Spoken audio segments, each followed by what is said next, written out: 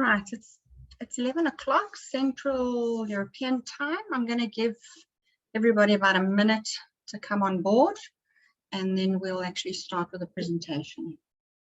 Amandine, thank you so much for managing the first part of the morning session. I think we've had a very productive session this morning, Boyan. Thanks so much for the presentation. It was excellent as always. Just to give you a little bit of a sense of what we're doing today. I mean, a lot of you have been in these sessions this last week, but essentially what we're doing is we're going to present the case study, and then Yuchen and I will work through the template, the tutorial, but actually the tutorial is self-studied. We will guide you, and we'll be around until about 1:30, so that we can walk you through if you have any problems or you've got any challenges that you'd like to ask, any questions. Right, so with that, I think I'm actually just going to start. Can I just get a heads up if you can see my screen? And Boyan, maybe if you can just let me know if the slides are moving. Great. Yes. Are the slides moving? Yes. Great. The last time, thanks. Perfect. Super. Right, so we're just going to do an overview of the South African case. So I started working on illicit financial flows in 2011 at the Financial Intelligence Center, and we started looking at illicit financial flows in 2014. And I mean, this is really a journey on how the methodology has changed and how it's improved over the last decade. So I'm actually going to sort of walk you through some of these changes that we've seen over the decade. And, you know, as Boyan says, it's a tier 2 methodology. It's a good macroeconomic overview, but it's certainly not accurate. And it's just really a good guide as to, you know, where the problems are so that you can go and investigate further. And I think you need to keep that in mind. So although we use this as a statistical method, it's important to remember that it does have benefits because it can show you inflows and outflows, and you can drill down to a lot of product sector categories. It actually becomes quite a useful tool from an administrative and an inspection or a perspective of trying to curb illicit financial flows. So moving on, when we look at measuring trade anomalies, we're actually interested in how the trade system can be manipulated. And obviously we've got two components. We've got legal and illegal. And illicit is that fuzzy space that sits somewhere between legal and illegal. And largely it's used or interpreted or linked to how the law is actually interpreted. So often we can bend the rules, or we can find loopholes in the system and exploit them. And if you're still doing it in a way that's above board, in inverted commas, it will be legal. But as you start to push those boundaries, it becomes illicit and potentially illegal. When we look at the top of the bottom half, let's start off with there. We've got transfer pricing, which is completely legal. And you need to be very careful that you don't consider transfer pricing as an illegal activity. It's completely legal. However, when we move into the illegal space, we've got three categories which we need to focus on. And that's obviously merchandise trade, so obviously trade of goods.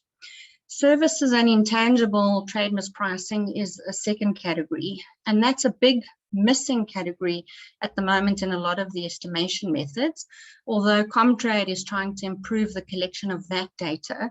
But over the last decade, that's been the biggest gap in this space. And then finally, we've got smuggling and obviously bulk cash transactions, which is a big concern for most customs authorities. If we look at merchandising or merchandise trade, we've got unrelated parties, or what we often call seemingly unrelated parties.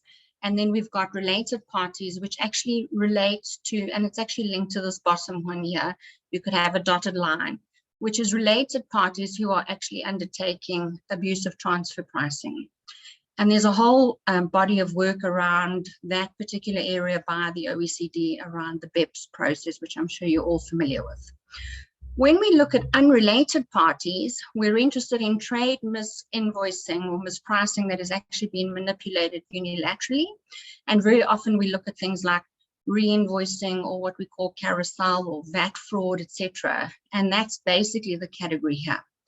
We've also got trade mispricing between parties that are actually colluding. And we know that this is often one of the largest forms of trade misinvoicing. So for example, if I want to import something from the US, I can actually ask the service provider to basically underprice it so that I pay less VAT and tariff duties on the invoice, although I'll pay him a lot more. But the invoice in the country is significantly lower. So that way I don't pay the tariff duties on it. And in that part, he's still getting his money. I'm paying less tariff duties. We're both happy. But actually from a recording perspective and a reporting perspective, there's a problem with that particular transaction. So moving on to the next slide. We're not going to touch too much on the price filter method because that's methodology two, hey boy, on two, I've lost my numbers. So that's the methodology we're actually looking at on Monday, and we're going to cover that in a bit of detail. But we have put these two together because the measurement methodologies that are clustered together when we look at the measurement of trade, tax and commercial illicit flows. So what we're particularly focusing on today is obviously the partner country method, and Boyan has actually, gone into quite a bit of detail how we actually look at it. We rely predominantly on UN Comtrade data, and I'll actually show you why we use Comtrade data and no longer the IMF DOTS data. And it's basically country A exporting to country B or country A importing from country B. And we look at what is officially recorded trade data. That's a very important point. This is officially recorded trade data by countries to the UN. And as a result of that, we want to see what are they saying their official imports and exports are, and we're comparing that as mirror data to what is officially being reported as being imported from their partner country or exported. So that's why we call it mirror statistics. I'm not going to go into too much detail. The price filter method is also a very useful method and one that we want to use, and we often look at these together because together they tell us a story. So I think we use the partner country method. It's more of an economic method. The price filter method starts to use a lot more granular data, but there are also issues with that method. So we try and use the two together to get a better sense of what the problem is, and then obviously from an administrative perspective to try and guide us further. With the particular price filter method, we've got a benchmark price, which is normally a band, a range, in other words, a lower end and an upper bound. And then if the actual price is above and below that, then we actually try and measure the discrepancy between that to identify if it has been over or underpriced. Because if you're thinking of trade misinvoicing, the error or the illicit flow can occur as a result of mispricing or changes on the quantity side. So you want to see, because there's only two sides, there's price and quantity in your transaction, have there been manipulation? Has there been manipulation on the pricing side, or has it actually been on the quantity or volume side? So these are the two methods. Today we're focusing particularly on the partner country method. Boyan has touched on this, so we're just going to give you a little bit of a reminder on, as you go through this process, what you need to really think about. And I'm going to start with the graphic on the right. It's just very important, especially when you're doing the exercise a little bit later, to be able to think through whether you're always starting off with country I, who is the reporting country.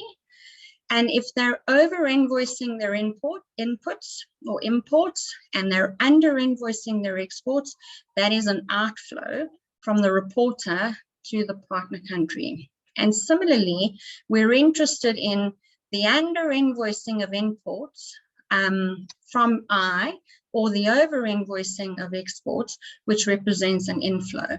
So there's almost 4 parts of this equation if you have to think about it, and you've got to be quite clear in your head which one you're trying to do, so that you can be clear if you're plussing or minusing. And Boyan kind of gave you those outflows using the outbound measures, etc., in quite a bit of detail. That is really your handbook or your Bible. On the left, we're interested in how we start to correct, because remember, we're reporting officially to UNCTAD, but there are errors, there are timing issues, etc. We've got a whole lot of reports.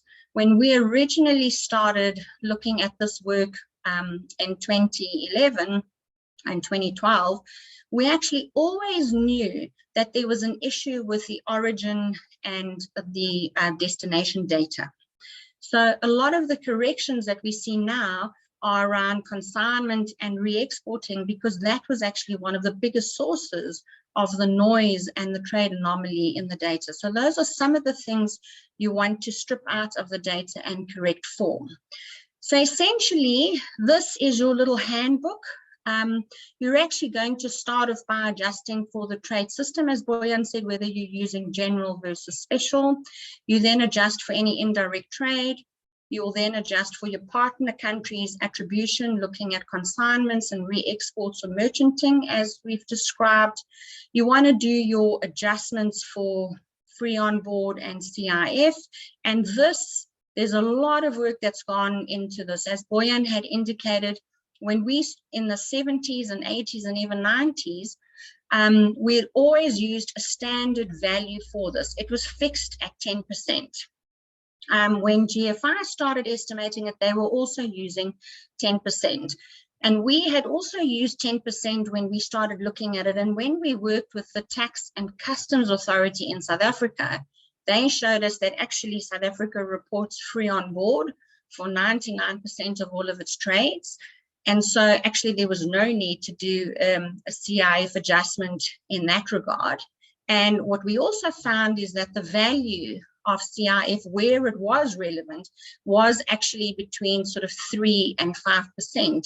So we'd have to adjust that. And that's also part of the work that the South African case study actually helped GFI to try and amend stuff. And we've seen a lot of changes in this work, especially if you see more recently, there's some excellent work that has been done by Carlotta, specifically looking at, and I think they've looked predominantly at the minerals and extractive sector, but you can see some of those variables. And so there's a lot of work that needs to be done around these valuation figures that you're going to put in. So although we put it in as one number, a lot of work has to go in to try and get this valuation right.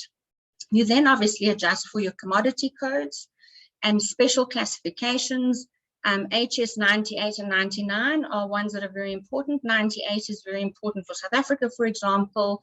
I think that's where we actually report some of our defense stuff or not report our defense stuff. So there are special classification categories that require some, and very often countries treat miscellaneous differently. So they might be putting things into miscellaneous that other countries are not classifying that. So you've got to actually look at those quite carefully.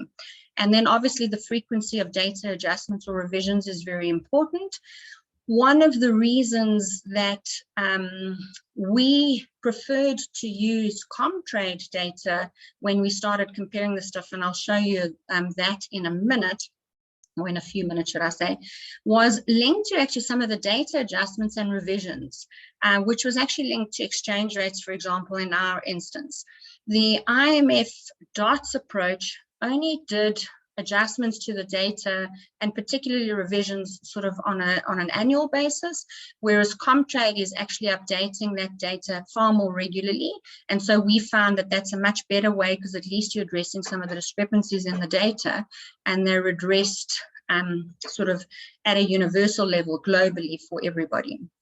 Then the big thing is adjusted trade discrepancies, and then we start to look for all of the issues under that. timing differences, confidentiality issues, markups. And so you literally go through this list one by one and see how much of this you can actually correct for in order to improve the accuracy of the information on your side when you're actually doing the measurement of this partner country method. Important things to consider are the exchange rate and also certain reporting errors that exist. Coming back to the IMF DOTS method versus Comtrade, for example, one of the other reasons we didn't like that particular methodology is that they only adjusted and gave an annual exchange rate, whereas Comtrade was actually adjusting the exchange rate on a quarterly basis, which actually makes a difference, because if you've got, as in the case of South Africa, lots of depreciation and there's a massive discrepancy from the value at the beginning of the year and the value at the end of the year, it's actually going to cause anomalies in the trade story, which are data related and have nothing to do with the actual trade misinvoicing or illicit flow. So that's important to bear in mind. You want to try and get the data as accurate as possible. So ideally, you know, weekly and monthly exchange rates are ideal, but that's far more complicated because if it's not being adjusted in the partner country on a monthly or weekly basis, then you can't be doing it on your side. So that's why quarterly is good enough, because it's being adjusted globally at a quarterly level. So these are some of the important things you need to think about this, because you're looking for trade asymmetries or anomalies. You don't want to be introducing unnecessary changes which are not being captured on the opposite side. So whatever you're doing on the left side, you must do on the right, you know, from a mathematical perspective. So any changes you're introducing, you need to make sure they're being introduced on the partner country side. Otherwise, you're creating noise in the data, which is just, you know, you're introducing errors which are undesirable. So moving on to the next slide. This is basically the potential sign that you have when you're importing and exporting. And so we're really looking at if you've got under invoicing or under reporting of exports, you should have a positive sign. If you've got, from the reporting side, over invoicing of exports or under invoicing of imports in the partner country, you would actually have a negative sign. So the signs are very useful to guide us whether it's over or under invoicing and whether it represents an inflow and an outflow. The important thing to remember is that we change all negative values, as Boyan said, into absolute values. We make them positive and we accumulate them to actually get a sense of the size of the problem. But if you think of it, what would happen is, let's say I had under invoicing of exports based on at $100 million, and then I've got over invoicing of imports also at $100 million. The two together would give you an outflow of $200 million. Let's say our inflows are $400 million. The net effect is only 200 million. That's what you're going to see. But we actually look at it as a problem of about 600 million that needs to be solved. And so although that's not the right value that you're working with, it's important to understand that that's the problem that you're faced with administratively that you need to try and solve. So the net effect is actually only the 200 million. In this instance, inflows, actually, money coming into your country, but inflows are just as problematic as outflows. So I think it's important to understand that we accumulate the number. It creates a lot of political issues because politicians don't like big numbers. And obviously to try and prove the number is so big is not ideal. And so we don't like to sort of accumulate them that way. But what's important as administrators and customs authorities, you've got a very big problem that you're trying to solve for. And you're trying to understand how much of it is under invoicing, how much of it is over invoicing, how much of it represents outflows, because that strategy is different to whether it's an inflow. So what's nice about this methodology, although it's not a great statistical method, it kind of ticks two boxes. It's an okay statistical method, but it's quite useful from a policy perspective when you're trying to see strategically where's a hotspot and where do I need to go and solve a particular problem. So moving on to the next slide, if my thing will just do something, there we go.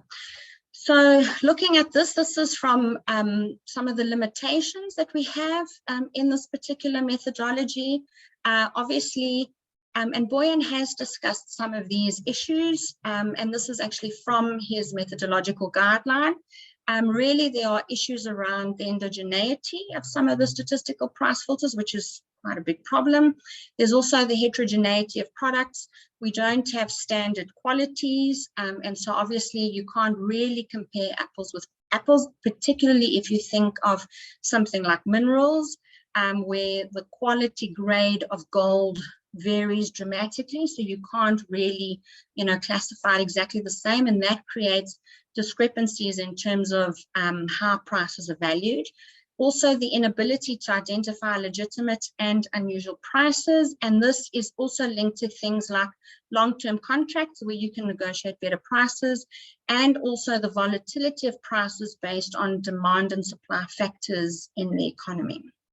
There's also an inability in this method because it aggregates up to detect small differences. So you would probably miss some issues in this process, and something that might be quite glaring, right? That you can't actually capture because we aggregate everything. And also the big issue is not being able to capture misrecording of quantities. Incidentally, we find quantities data in Comtrade tend to be, has a lot of missing values. And although we propose HS, like HS 6-digit, we're not convinced that you're going to get really good quality data at the 6-digit level. So you can try at the 6-digit. If there's a lot of missing data, you need to move to 5 and kind of go backwards. The method that we used in South Africa and what has actually been used by the World Customs Organization in their 2018 study is only at the 2-digit level. And the reason we did that is because we were looking at trade between South Africa and every country in the world, not just our top trading partners. The data starts to get, you've got a lot of missing information, which actually makes the study then very unreliable because of all the missing information in the study. How you overcome some of these particular limitations, obviously we can look at set price filters at detailed levels. We can also use market prices, and then also try and consult experts in this particular area. In terms of data, I'm not going to go through that. Boyan actually covered it in quite a bit of detail, so I'm just going to move specifically onto some of the studies that are available for South Africa, and there are quite a few. So in the actual AU-ECA report of 2015, South Africa lost in the region of about 81 billion rand between 1970 and 2008, and there we use Comtrade data. And Dukumana actually has produced an interesting study where South Africa lost over 300 billion from a capital flight perspective, a little bit broader than just trade misinvoicing, between 1970 and 2017. GFI estimates using the DOT method that South Africa loses in the region of about 10.5 billion in illicit flows a year, roughly. If we move on to some of the other studies, if we continue with GFI's 2020 study, South Africa has lost in the region of about $20 million from 2008 to 2017.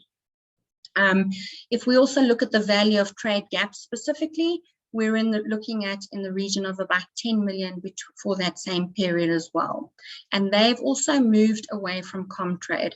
So a lot of the work that we did, and you'll see it in the case study as we unpack it, we actually sort of have worked together with GFI to try and improve the methodology and improve this method specifically as at least a quick and dirty way of trying to identify problems. What's also quite nice about this is because a lot of governments don't have a lot of resources allocated to actually research the extent of trade misinvoicing, what GFI does is they estimate it every single year, and they generally do it across the globe. So if you go and Google for your country, you'd probably be able to get an estimate of what illicit flows from trade-based activities are, and without having to spend a lot of time and resources into actually trying to identify that, you would actually have a good sense of what the problem is. What's nice about this particular pilot process and the measurement of illicit flows through SDG 16.4.1 is that actually we're trying to get all countries across the globe to eventually report in to the UN to actually quantify the extent of illicit financial flows, and particularly those from trade, which is what this pilot exercise is doing. And in that instance, you're not going to have to rely on an external source like GFI, but we're going to build in-house capacity so that everybody can actually do this. And through everybody doing this, the data will improve, the methodologies will improve, could potentially change significantly as well. But at least then we've actually got a consistent report to that, and we've got a consistent measure of the size of the problem, which is a very powerful thing as we move forward in this process globally. Some of the other methodologies include Cobham-Jansky's study, which says that it's about that illicit flows range between 5 or nearly 6 and 7 billion for South Africa in terms of US dollars, which is significantly higher than some of the others. And then Jansky and Polanski also estimate that it's closer to about $1 billion for South Africa in 2017. So as we look at this method, and this is really what your case study is going to focus on, the first step that you have really is to actually download your data. And you're actually downloading it from the perspective of the reporting country yourself, and you're actually downloading all of your imports from your partner country, and you're also reporting or downloading all of the data of your exports to your partner country. Now, there's a couple of ways that you can do this. The first is you could actually choose just to do your top trading partners, which is a much easier way to do the exercise and in a much narrower way. The other way to do it is to actually say, or you could pick the commodities particularly if you want to, so you can do it different ways.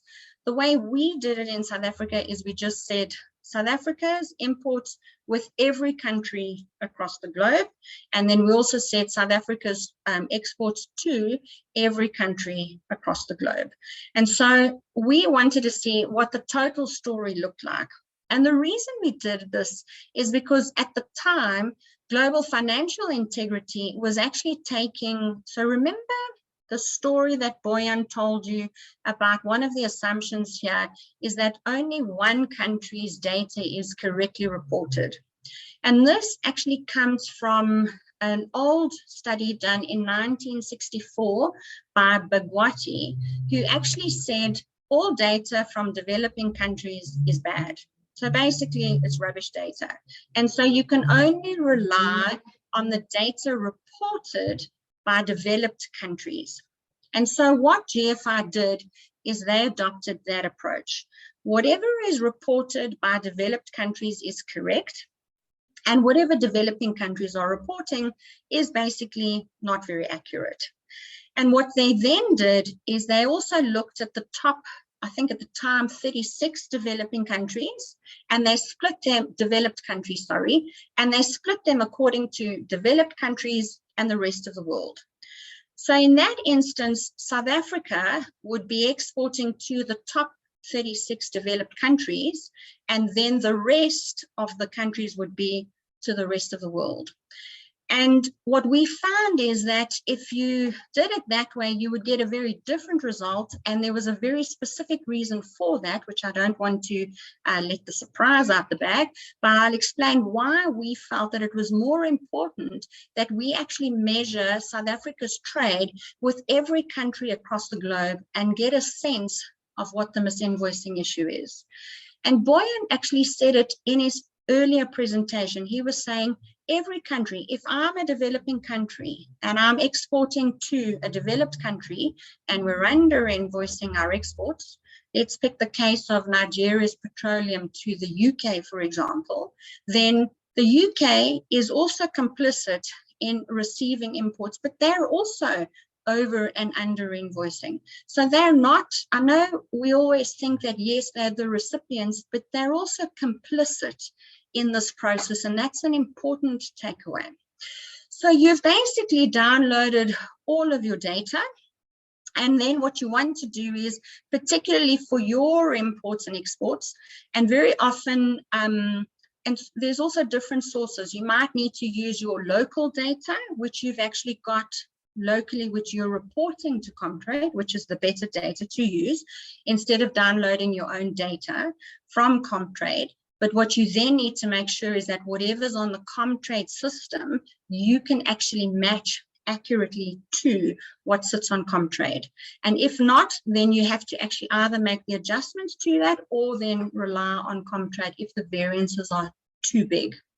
So what you then need to do is you need to adjust for the exchange rate, because very often what is being downloaded is in dollar terms, and then you've actually got to basically bring them back to the same baseline. So for example, in our case study, our values of imports and exports to the rest of the world were actually in rand values, but what we were downloading from the Comtrade system is in dollars. If you're using only Comtrade, and I would suggest you not do that, but if you're only using that, then I would suggest you stick to using it only in dollar terms, and then obviously you skip step 2. But ideally what you want to do is you also want to cross-check that what is being reported on your side to Comtrade is actually correlated and accurate, so that you can improve the data at home, basically in the domestic country. The next thing you want to do, and this is a big step, is you obviously want to adjust for, sorry, is there somebody coming in? Okay, I thought I heard a little bit of an echo. Sorry, let me just move my participants list to my right. So the next thing you obviously want to adjust for is obviously the conversion factor, and Boyan talked us through quite a bit that needs to be done through the free on board and sort of the CIF stuff. Obviously, in the earlier days, we didn't use a ratio, we just used a value. And at the beginning, as I said, we started off by using 10%. And as we started working closer together with the tax and customs authorities, we actually started to see that those values were incorrect. And so a lot of work needs to actually go, as I've mentioned before, into this area, into actually correcting these values by sector, by economic region, by trade block, by free trade area, etc. So, I mean, those actually have a huge impact, and it can't be a one size fits all. You've then got to do other conversions as well, so adjusting for time lags, adjusting for exchange rate variances, etc.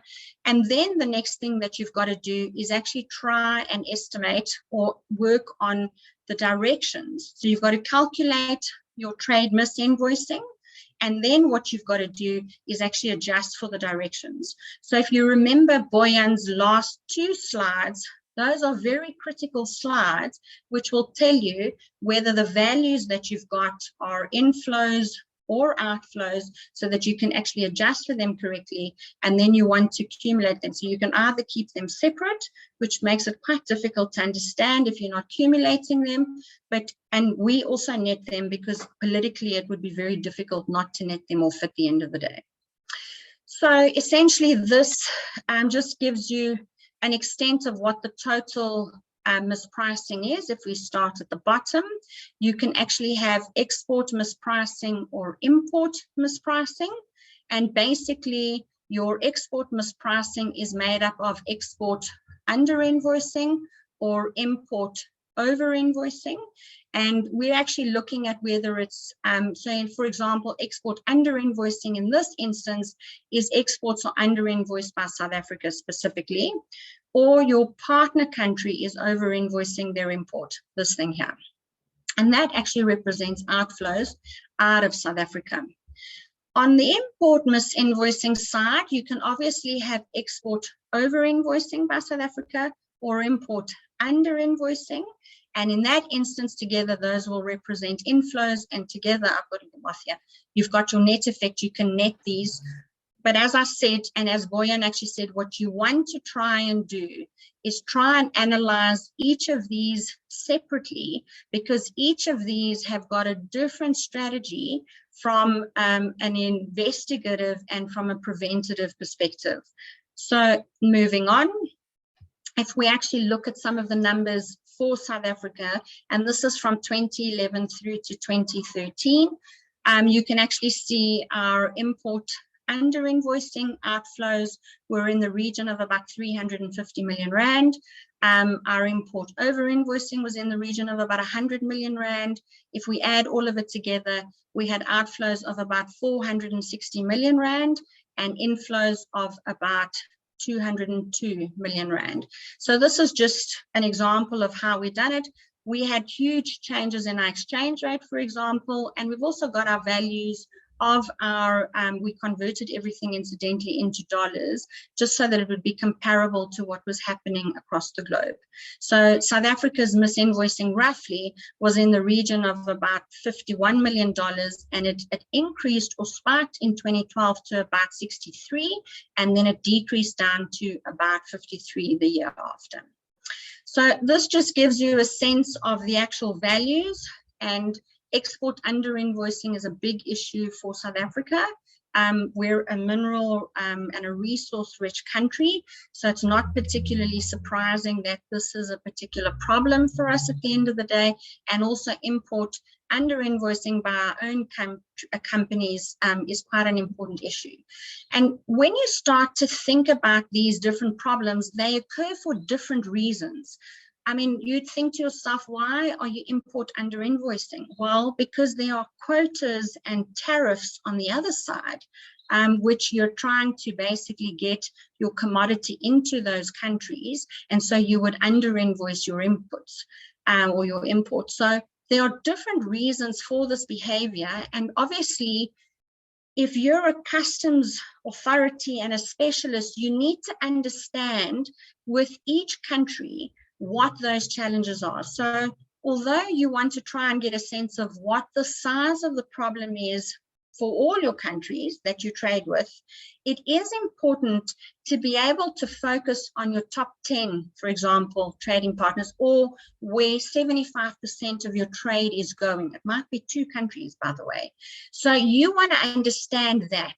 And the reason you want to understand that is because you need to take this exercise and you need to drill down.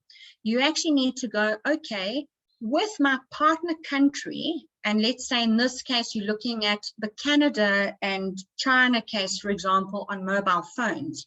What you would do there is you would actually start to investigate what is happening in that case. Are there sort of special tariffs in place? Are there quotas in place?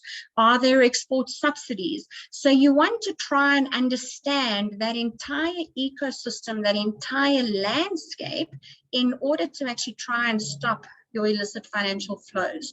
And so the insights that you get become very important in terms of obviously improving measurement, because that information is going to allow you to make corrections to your data.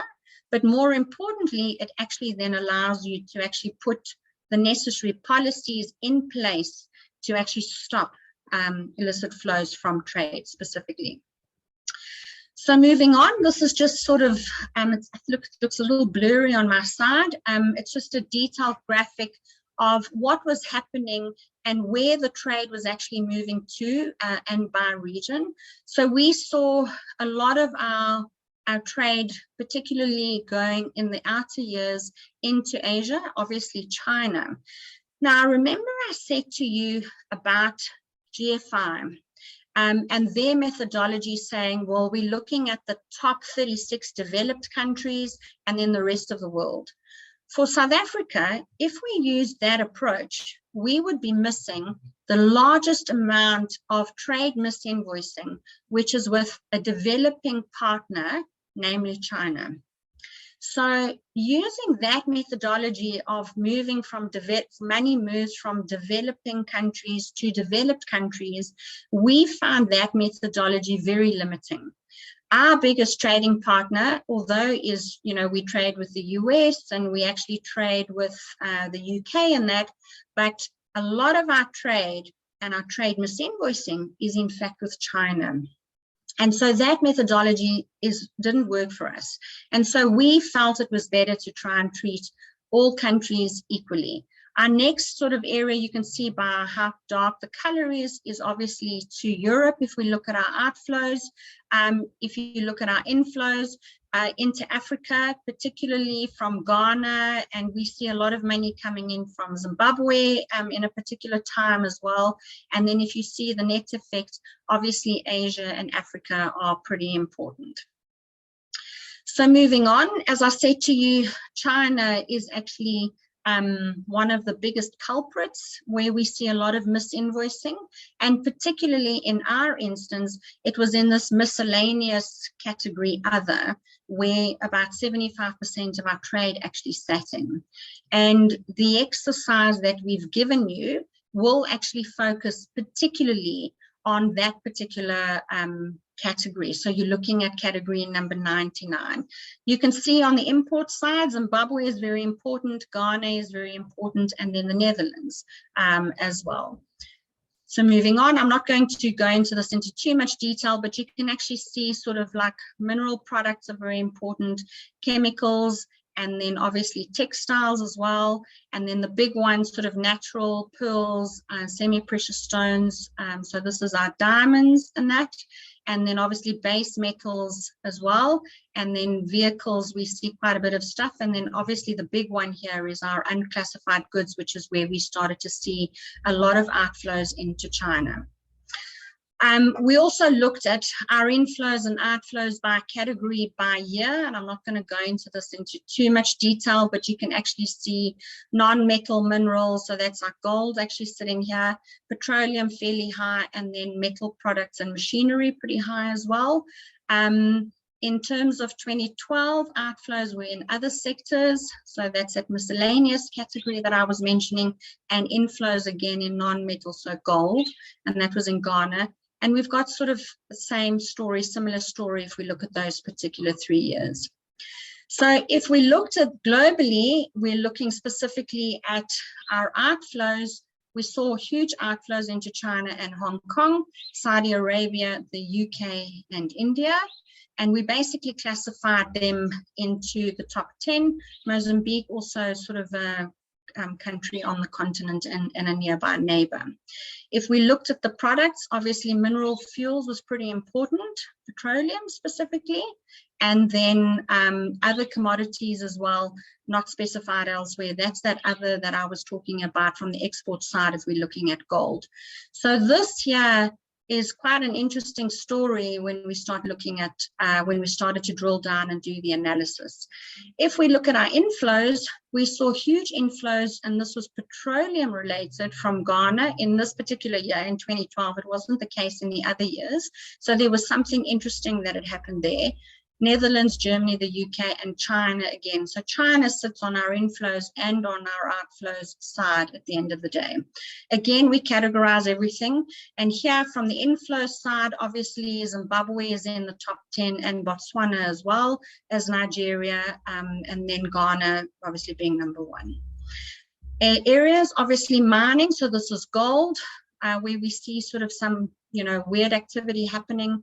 Iron and steel in the petroleum sector, and on the export side, again in like petroleum, and then iron and steel, and then mining as well. So this was really sort of the overarching analysis. What we then did is we tried to look at different methodologies, because at that stage we were like plotting in the dark. The GFI method and the IMF DOTS method was kind of like the standard on the partner country method, and we weren't quite convinced with it. And also there are issues, a little bit of double counting. So we wanted to figure out how we could adapt some of these methodologies. So we also started looking at other methods, not just this, as a way of trying to say, well, we're in the dark, and use each method to almost shed a little bit of light as to where we were going, and maybe tell us what the shape of this object is in the dark. In other words, how big is this illicit trade in South Africa? So we used a series of methodologies. The one methodology we did develop was our own, which we used to, so we started from the partner country method, and then we converted it into a trade-based money laundering method. And the reason we did this is obviously we were at the Financial Intelligence Center that is more interested in money laundering. So we were interested in what the size of trade-based money laundering actually was. And so what we did is we used the partner country method. And because there's an issue now, if you're doing this for South Africa and the rest of the world, it's a little easier, but when you start to add lots of countries into the story, you're going to have a massive double counting issue. You're going to count it like 250 times, right? Because you're counting the same issue if you're going to accumulate it. So you've got to figure out a way to say, where is the trade actually going? So there's a couple of ways you could do this.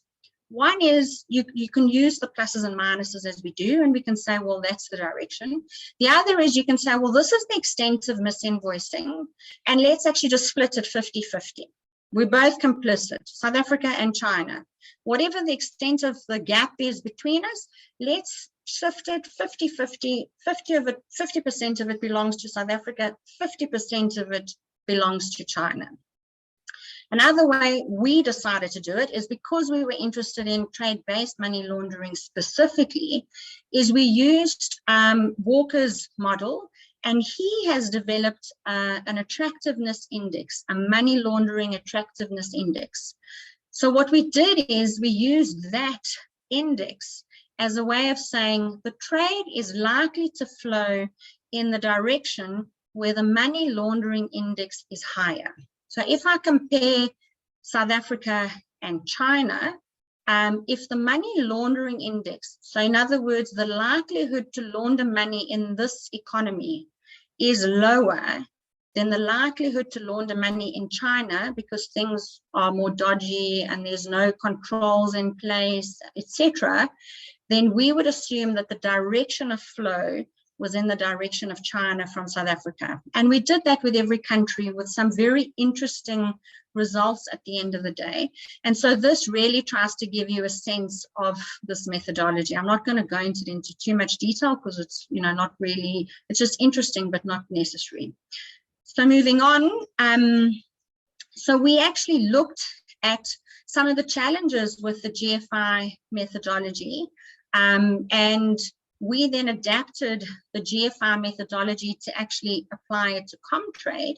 And then what we did is we developed our trade-based money laundering methodology, which actually looked at this Walker attractiveness index, but using Comtrade.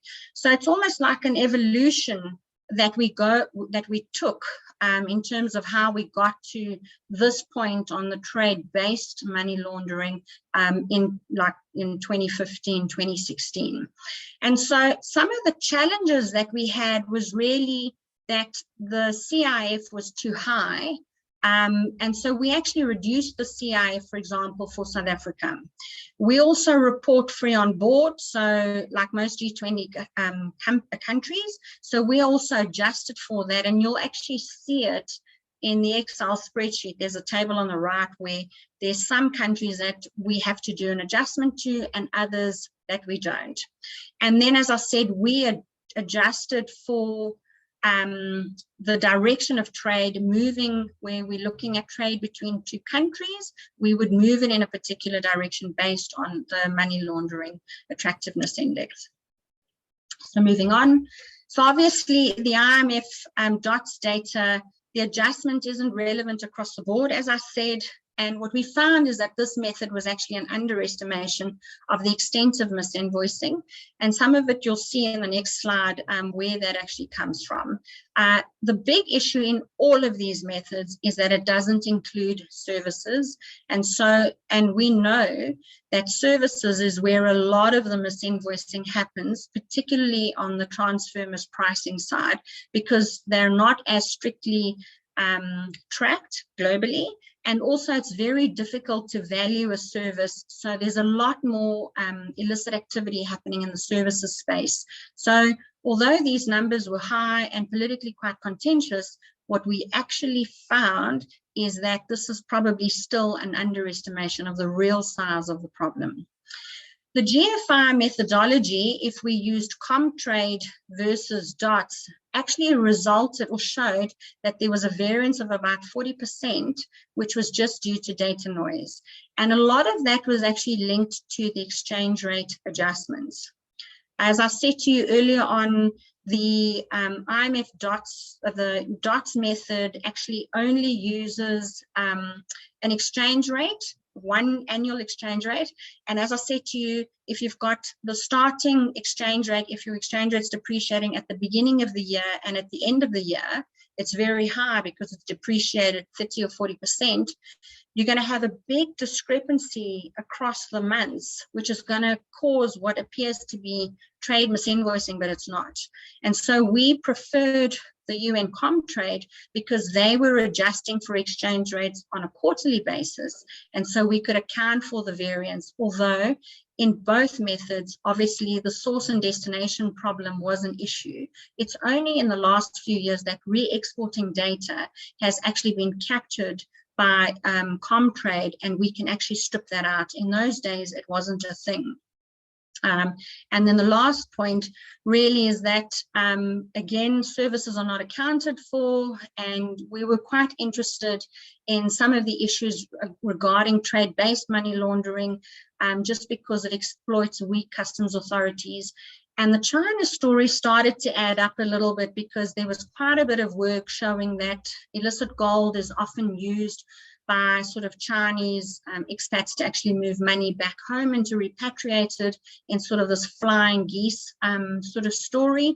So it started to kind of congeal in a way that we could actually understand it. And we were trading with all countries, including China, so we could see that the big problem was with China that needed further analysis. So this slide basically just shows you the difference between the two methodologies. We use the same methodology, but using different data sets, and you can actually see how big the data variance can be just with something like that exchange rate variable. Obviously, in time, you know, a lot of this stuff has been corrected for and it has been improved. So it's not as bad as it was like in 2013, 2014. As in the case that when Boyan illustrated the mobile examples of bilateral inbound trade between Canada and China, our miscellaneous category 99 is where we basically, sorry, thanks, Amandine, where we basically had to go and investigate further what made up this category 99 miscellaneous. So generally, anything that is miscellaneous or other is always a red flag. And so you want to actually pay attention to those kinds of indicators or those kinds of results.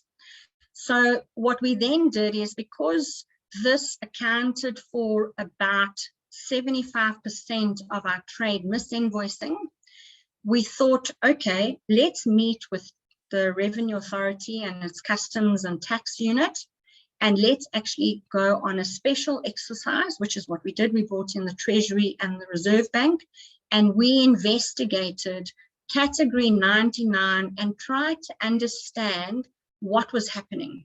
And remember, I said to you at that stage, Comtrade wasn't reporting re-exports. So we had to sit and go and see how much of this we could explain with our granular data. And that's where your granular data becomes very powerful, and how ideally you want this method to move into using more granular data. So what we then did is, I'm in a meeting.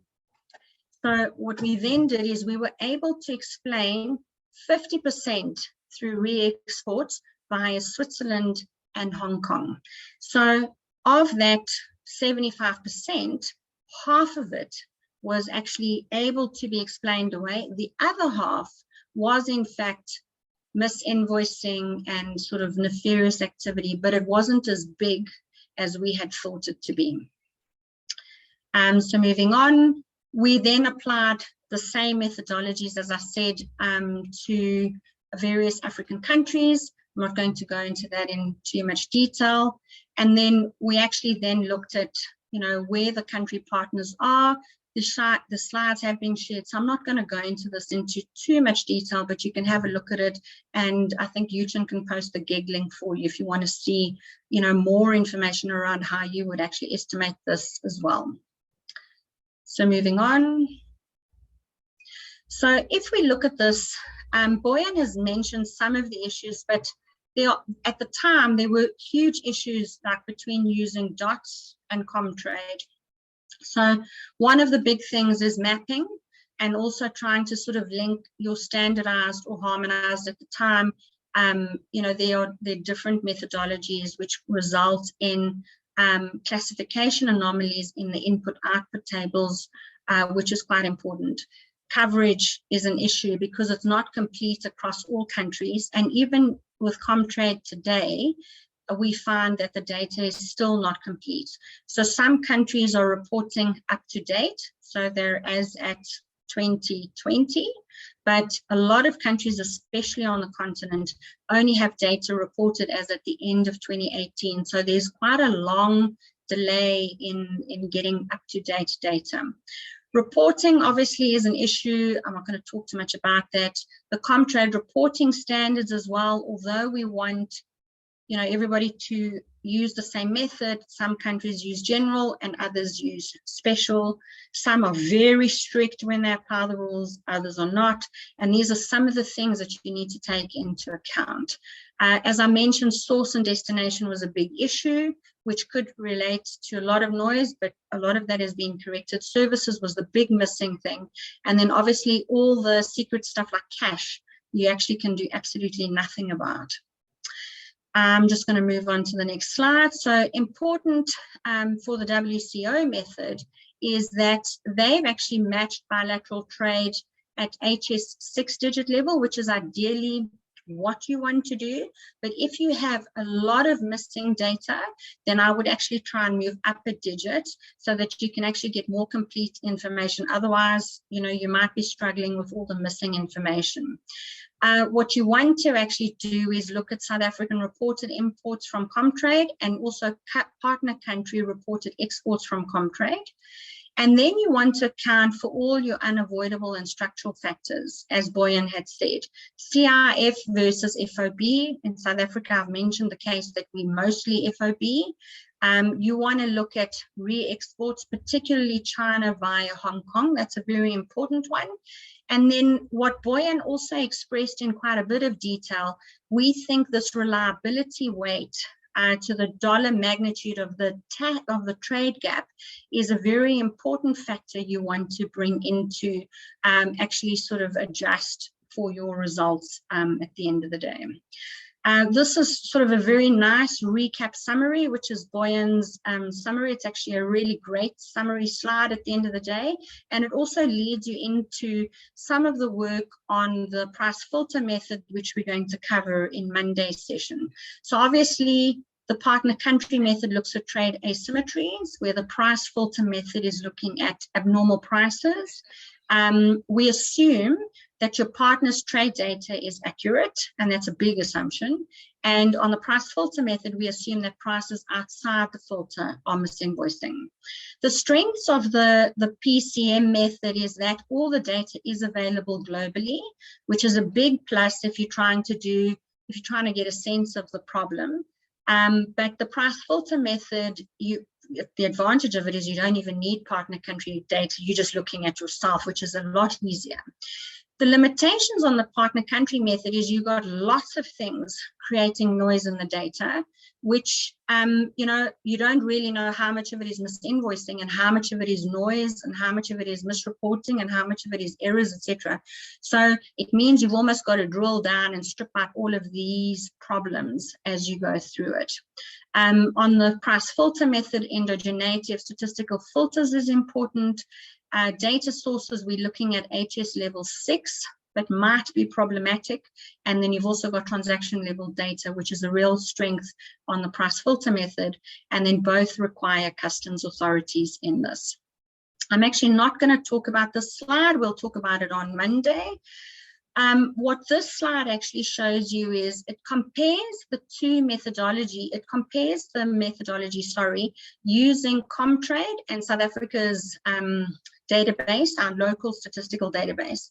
And what you find is that roughly, if we're looking at imports and misinvoicing inverted commas, the results are fairly close. So the one method and the other, they're relatively close. So that's a pretty good sign at the end of the day. This is a slightly more interesting slide and is in fact my last slide. Actually shows you if we compare the partner country method with the price filter method. And what we generally find is that the price filter method tends to overestimate the problem, whereas the partner country method tends to underestimate the size of the problem. So with that, I'm going to open up to questions, and I'm actually going to stop sharing. Are there any questions? I don't see any hands.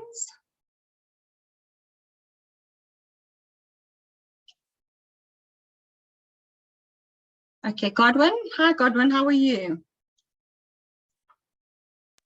So can you hear me? I can hear you clearly, Godwin.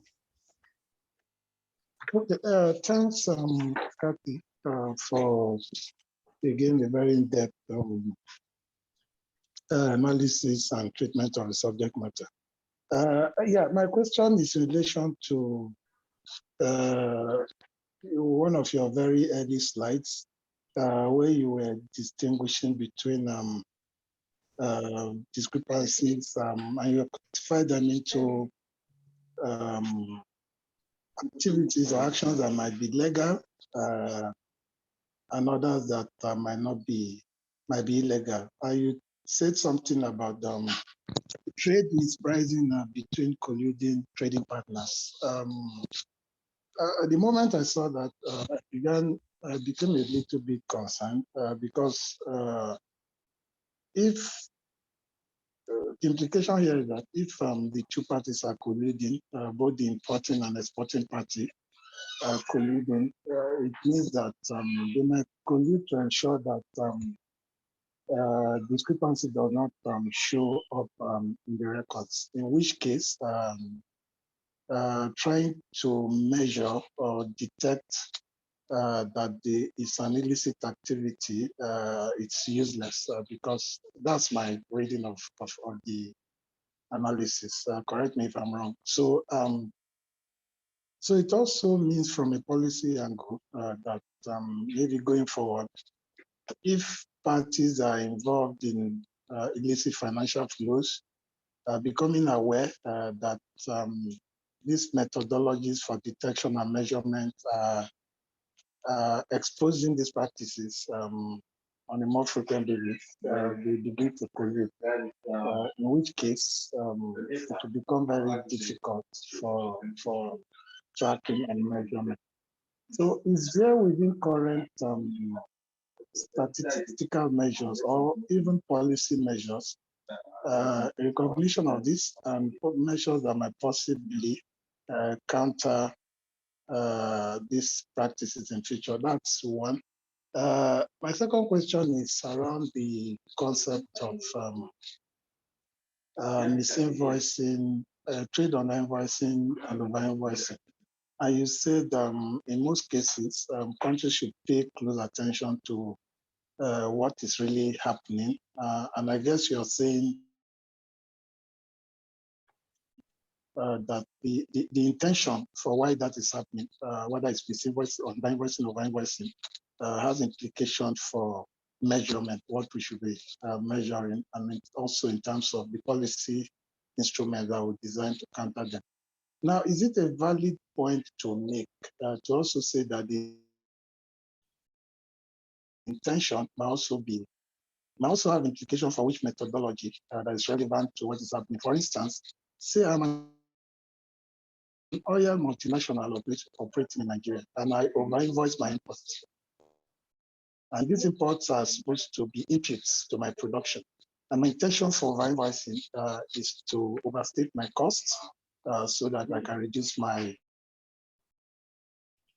profit, something around the concept of debts. So we say this value that will come from this over-invoicing is more relevant to profit shifting methodology than the trade prescribing methodology. I don't know if I'm clear enough in my question. I'll leave you to see to answer the question. Thank you. Super, thanks so much. Ogli? Oko? Yeah, I'm here. Good morning. Yeah, good day, Karin. Thank you. Appreciate you for your presentation. I'm from the Nigerian Customs Service. I have some few concerns here. One has to do with the exchange rate. The Nigeria situation is quite different and unique. I could say that very unstable our exchange rate is right now. Today it could be this number, tomorrow is another number. And when you begin to look up for what has happened between the trade countries, the partner countries, sometimes you'll find it very difficult to come up with specific. I don't know if there's a benchmark for how we should be rating our naira to the dollars or whatever. That's a very big concern because the exchange rates is going to make a whole lot of difference. Then I'm also talking about the trading countries, the partner countries. How can we assess their data? If I say, okay, this is what I have from Nigeria, this is the document I have here, probably looking at the trade national trade balancing, data, that I can come up with something. How can I assess data from China? For instance, I want to make 10 top countries, trade countries, could say China, US, and the rest of them. And I have data that tells me that I have, gotten such volume of trade from China or US. How can I get data from US to just balance up with what I am, portraying here? That's another thing. Then the other item I also want to talk about is the issue that has to do with post-clearance auditing. In most cases, you've entered data declarations are made, and then afterward, based on internal, risk management, post-clearance auditing is done, and such values that are earlier entered are altered for, basic reasons. And so I think that will also change the first scenario that, okay, this number came in, but after post-clearance auditing, we could be having another different figure. That's a very big concern for me too. And then you talked about, you saw that CIF value of certain declarations were low or high, extremely high, and you try to adjust them to a fixed number. I really don't know, but I'm so concerned too. I want to know, is there any specific method that you can adopt to bring such number to the bearers as you said? Thank you. That's the few I want to take down. Thank you. Thanks. Those are excellent questions. Well done. So on the first question that Godwin had, which was relating to collusion, for this particular methodology, you're not going to be able to pick it up because you're looking at it at quite an aggregate level. However, the price filter method, because that uses a band, so if we're colluding, unless we're colluding a little bit and it's still within the band, then you're not going to pick it up. So that's kind of your, if you think of it, your type 1, type 2 errors, where you've actually got illicit activity that you've actually included in that band. But generally, if it's been under or overpriced, and let's say underpriced in this particular instance, the price filter method would pick it up. And that's why these methods are good to be done together. You want a complementary analysis. So you want to be able to look at both. And I think that's what I think we're trying to convey, is that there isn't one silver bullet. It's not, there isn't a golden source. You're going to have to use multiple sources. Regarding the second question, which is around the profit shifting issue, yes, that's absolutely correct. So there are various reasons why companies do what they do. And the one, obviously, the standard one is if you under invoice your exports and you over invoice your imports, that's designed to reduce your cost, reduce your cost, reduce your profits, or reduce your revenue and reduce your profits. So they are profit shifting methodologies. However, the other methods are actually related to trade manipulation specifically. So it might be, there could be illegal dumping, for example. There could be reducing the cost of prices in order to actually make sure that you meet the quota requirements, etc.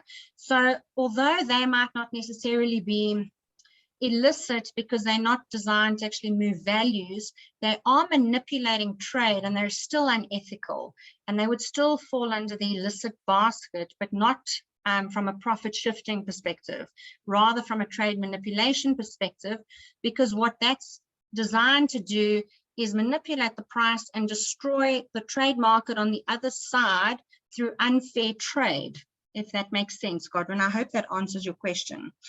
On the questions around the exchange rate, sure, that's a challenging one, right?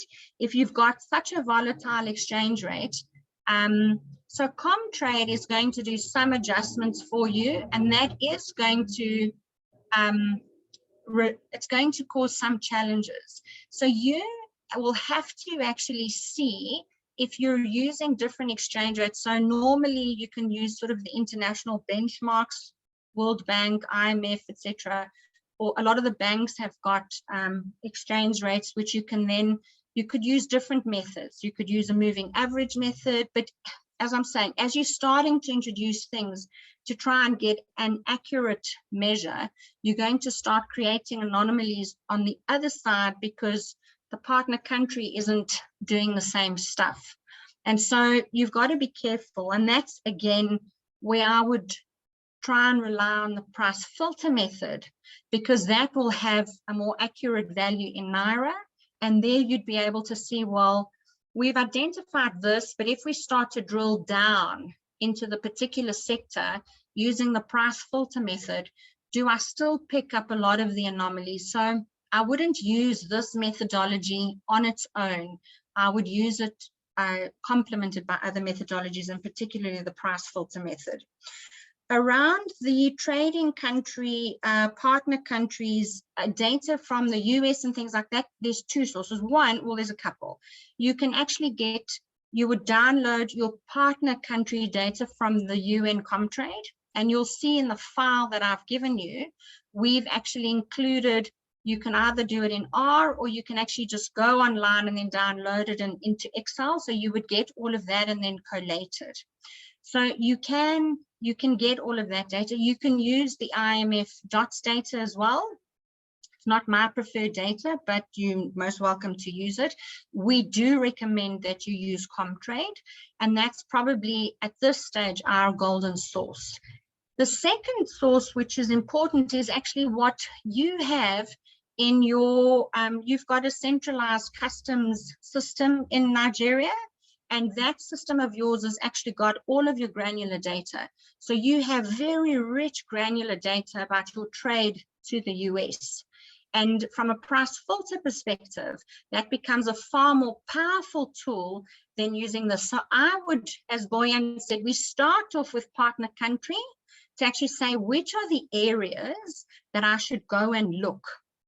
Where are the heat maps? So if you're looking at a heat map, where are the risks? And then you identify those sectors and then you analyze them using price filter. So I hope that makes a bit more sense. And then post-clearance auditing is critical. And what you will find actually happens is the data is reported to Comtrade normally for countries that are up to speed 1 quarter later. There's a quarter lag. Some countries have got a year lag and others have got a 2-year lag. And that's because of this post-clearance auditing that takes in place, which actually adjusts, corrects for some of the misclassification issue. Customs is generally self-reporting. And because it's self-reporting, there has to be some adjustment and corrections, and often customs authorities actually re-correct things, etc. So that's some of those issues. And then on the CIF stuff, what I said is historically we used a number, it was 10%. But more and more there is research being done to actually use different measures, and that, as Boyan mentioned, has been varying. For South Africa, our work in 2015 pointed to numbers as low as 3% and as high as about 6% for CIF. You, with your very powerful sort of centralized customs system, can actually go and look at every single customs declaration and actually work out what the CIF is that is being charged. And then you could actually use that to, in fact, estimate exactly, like per sector or particular product or by country, what the, and that's a very accurate measure then, right? Then you would use very specialized rates by country or by product, etc. If I look at what is the role of exporting countries in ensuring data availability regarding re-exports, Godwin, do you want to maybe elaborate on that?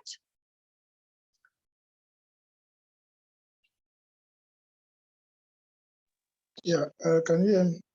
I can. Yeah. So I'm thinking if for export data, if an exporting country exports to a second country, which then re-exports to a third country, whose role is it really to provide that data? I really don't know. I'm not familiar with how this re-export data is generated.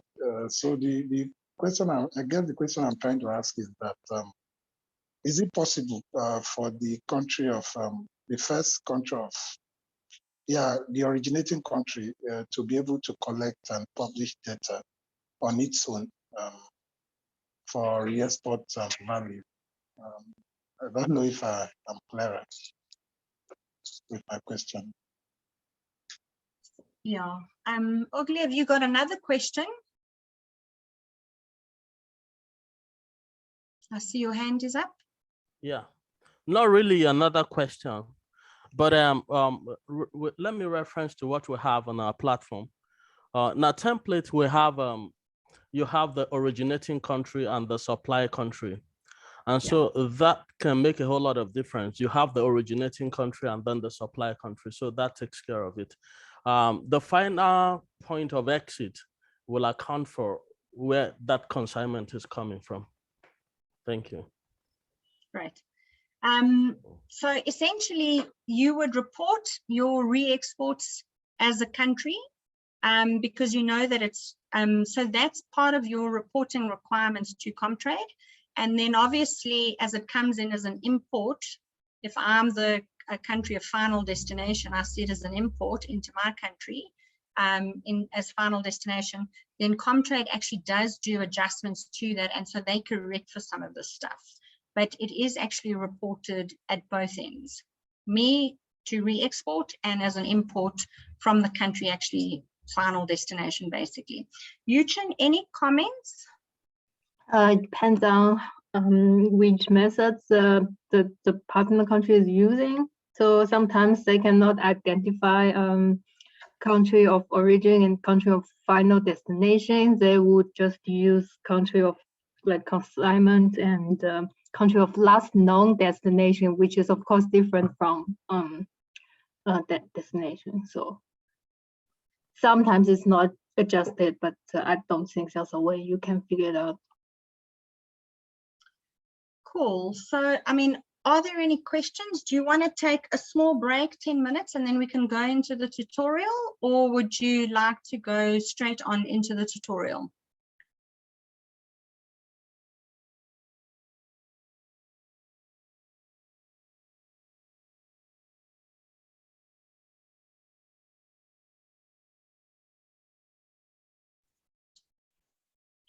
So I'm going to start the tutorial, and I'm going to kind of guide you for the next 30 minutes. And then I'm going to run off to a meeting while Yuchen is with you. And then I'm just going to hand over to Amandine and Boyan then to just sort of close off the session, if that's okay. So essentially, I just want to check that my slides are moving. Does it look like it? Ah, there we go. Boyan, you can see my slides moving? Yes, we can see them moving. Yeah. Perfect. So essentially, this is the process that we're going to sort of unpack in the spreadsheet, and we're just going to look at the things. And so obviously, if you want to work, if you don't want to deal with the exchange rate issues like Ugly mentioned, then you would want to work on the dollar-based platform, sort of using all the information that is formally reported by Comtrade. You do have a choice to do that. Bear in mind that that's not going to be the most accurate source, because you do want to be able to correlate it back to your own data.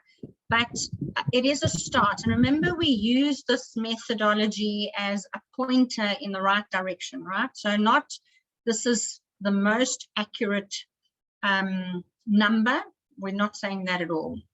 All we're saying is this is a good guide as to how big the problem is, what type of problem you're dealing with. So in South Africa, for example, actually in South Africa, we started off thinking nothing about trade, and we thought our problem was narcotics.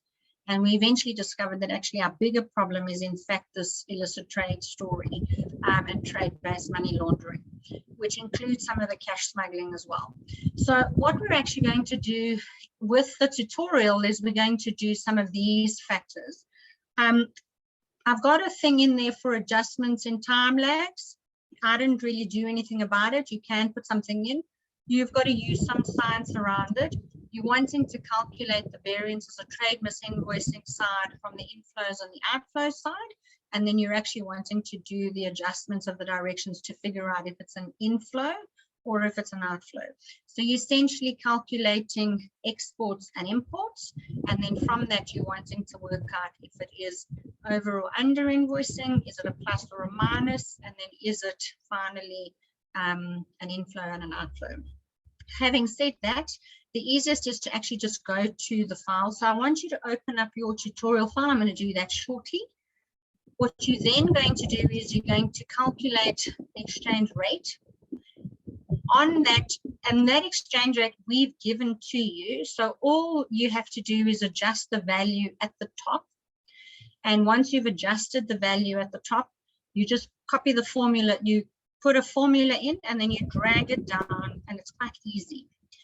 You then want to do is make adjustments to the conversion rates, and this is by product. So obviously you want to put in the correct conversion rate for this particular product category, and it would be different for each product category. So you could copy that sheet and create 99 categories if you wanted at the 2-digit level, for example, and then you could accumulate all of it into a total sheet. As I said, I haven't shared the big file because it's just very big, but if you really want it, then just let me know and we could sort of send it to you via WeTransfer. Then what I have done is, in some instances, some of the formulas have been left in for you, particularly in the results sheet. And that's just for you to be able to go back to see how it was calculated and see if you would have calculated that way, or maybe you have a better idea around it. And by all means, you can be innovative and creative. This is a much older methodology, as I've said, and so you can play with it and really improve on it. And so then what you'll do is you'll move on to the results sheet and estimate the direction of this invoicing.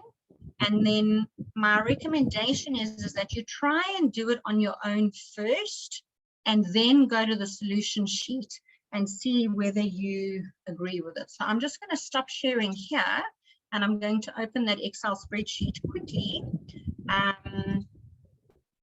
Just give me a second.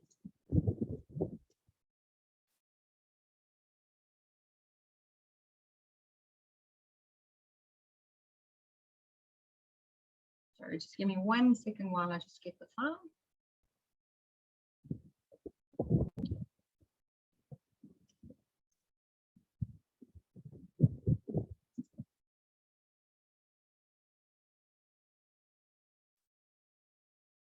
Should have actually had this open, which I thought I did, but clearly not. And I don't know, there is some small background noise on the English channel. I think it's with Kathy's winds or something. I was actually trying to figure out where and what, and then I saw her way, her hair. I was like, "Wow, Kathy's somewhere outside. Great." Okay. No, but I do have a storm coming, so it might also be part of, but it's definitely my fan because it's quite hot in here. Okie dokie. Is that better, Amandine? Because it's yes. Yes. I should have said something before. Okay, let's go. So I'm going to quickly share it. Just want to see. Okay, so I'm assuming everybody has opened up their file. Can I just get a thumbs up if that's the case? Anybody? Thumbs up? Okay, great. Thanks, Boyan. You're not the right person to put a thumbs up, Boyan. Well, you ask anybody, so yeah. That is good. So no, I'm just going to a little bit bigger so that you can actually see. Kathy, I'm sorry, we have a hand raised. Oh no, that was probably a mistake. That was okay. Sorry, please continue. That was a thumbs up. So I can't really see my screen. Can you see my screen? Just give me a second. We could see it. Oh, was it? Does it look blank on my side? Okay, but you can see my screen. Yes, we can. Yeah. Okay, so what's really nice about the template is that it actually categorizes everything sort of by continent and by region. And what we have done for you is we've actually downloaded the data for you from 2011 to 2012. Please note that this is category 99. Remember, I said to you that this was the category where we saw the largest amount of misinvoicing for South Africa. So I've left this one in. And what we did is where there was missing information, we put all these like little 9s so that we knew that it wasn't a 0, which is quite important, right? To actually know that that's missing information. What we also did is, so this is country J, remember, is the partner country importing from South Africa, which is actually our exports. And you can actually see this is Comtrade. It used to be called ITC, by the way. So this is UN Comtrade data. And this is our exports. So this is partner countries' exports to South Africa. In other words, these are our imports using ITC. So these are the values. It's important to note that because this is on the Comtrade database, it's actually in dollars. And so if I want to compare it to South African values, if I'm using South African data on the other side to correlate it, because this is the partner country, right? If I'm wanting to use South African data, I want to get it locally. And I actually want to, we had a separate sheet which actually compares the local data with an exchange rate adjusted upwards.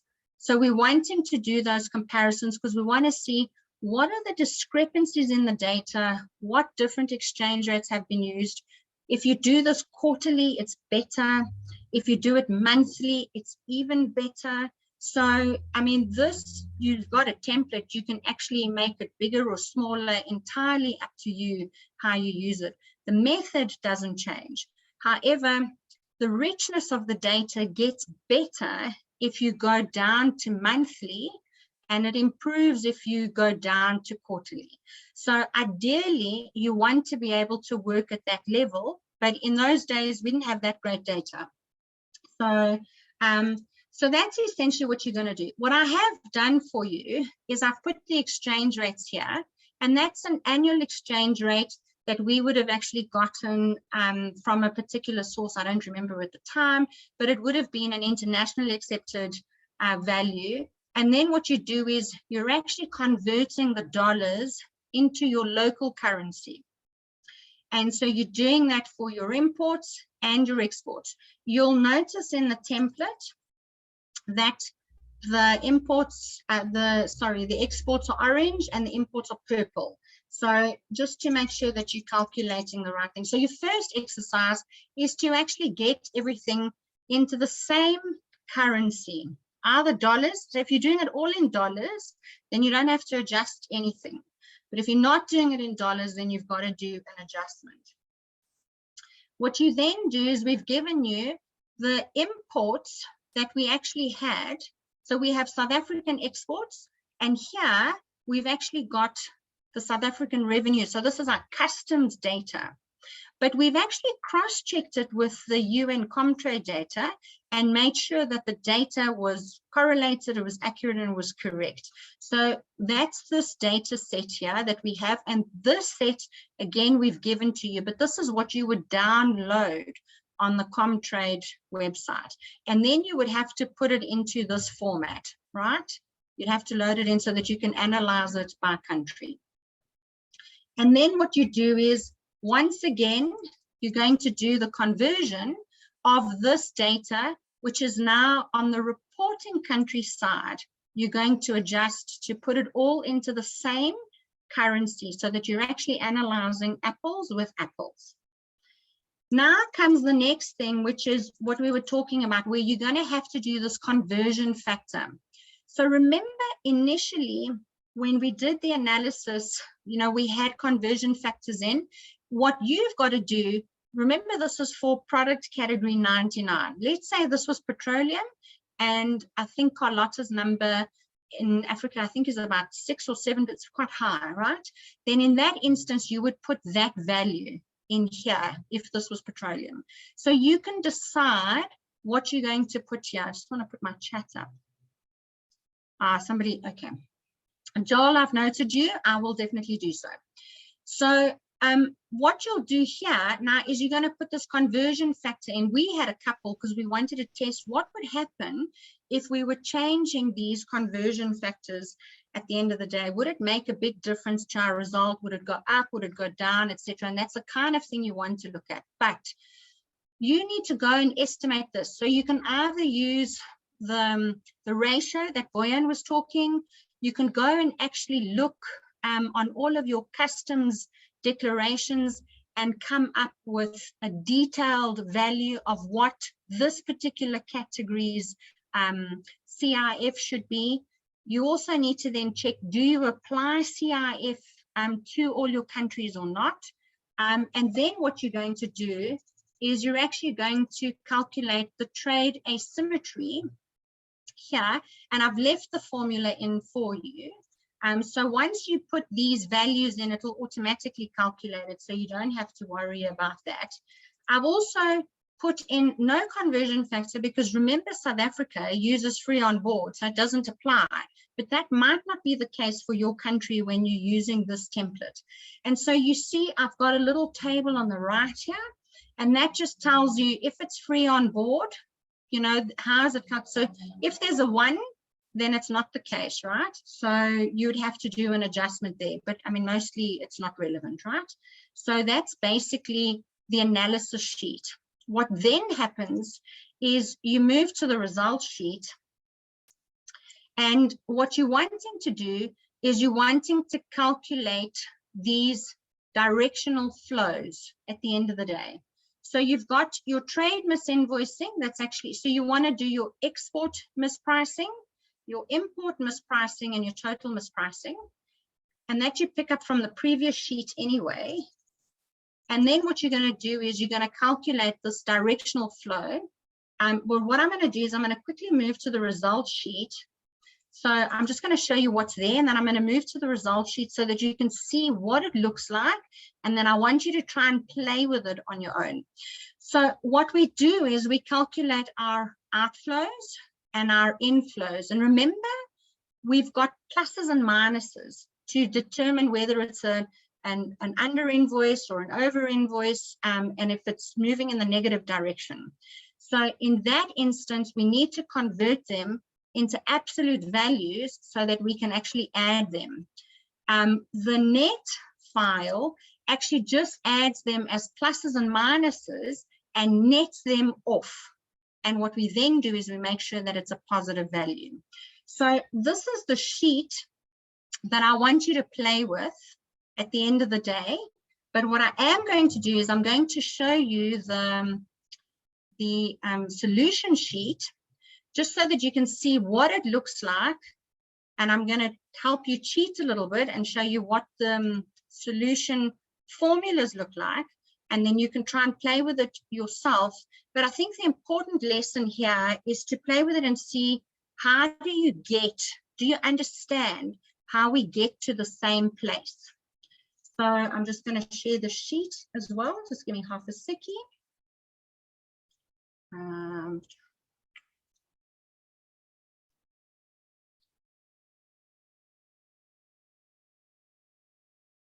Okay. So here, if I move to the result sheet, just want to move to the top. So you can see in us. There is a question, Kathy. I don't know if you want to take it now or. I haven't. Let me see.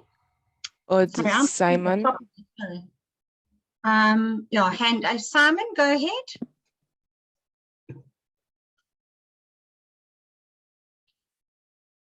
Simon? Can you hear me? I can hear you now. Okay. Thank you for, I'm sorry for the interruption. I know there will be. Hello, can you hear me? I can hear you, Simon, go ahead.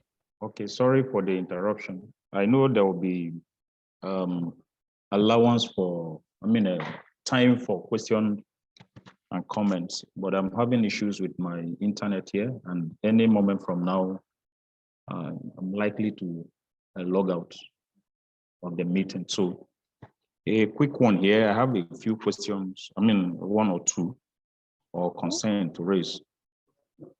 First of all, can I go ahead? Yeah, absolutely. Okay.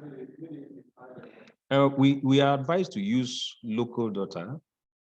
In this case, you use the TradeCom data in this analysis, but we are advised, if possible, to use our local data, perhaps from Custom Authority or the Revenue Authority, as the case may be.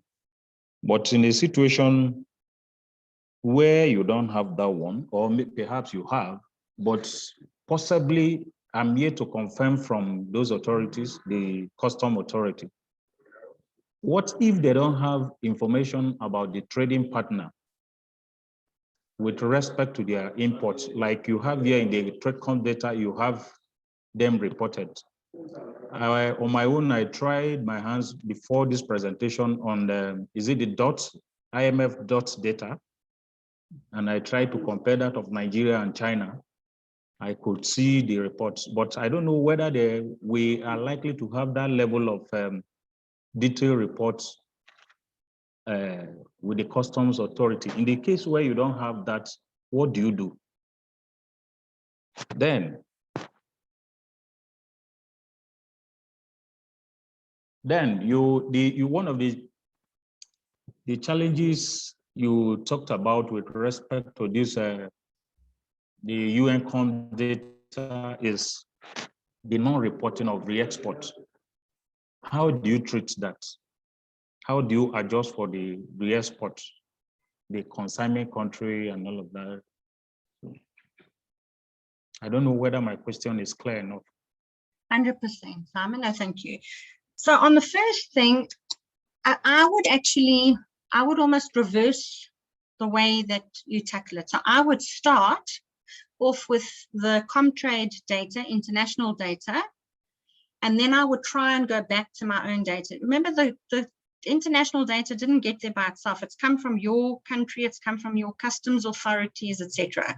So what you've got to, and the reason you would use that is because it's much richer in terms of all the other countries. So I would start there, but then I would try and correlate it to the way that it's actually collected locally. So if you look at my sheet originally here, you can actually see I initially used Comtrade for other countries' data, importing and exporting to me. But for my own imports and exports, I actually used my own data, my own customs data, but I didn't just put it there. I went and I correlated it with what is sitting in the international data set. And if the discrepancies are small, it's okay. If the discrepancies are big, then you have a problem, because then you got to figure out what's going on. So we had a big problem in our gold exports, number 27. It's actually not reported to Comtrade at all.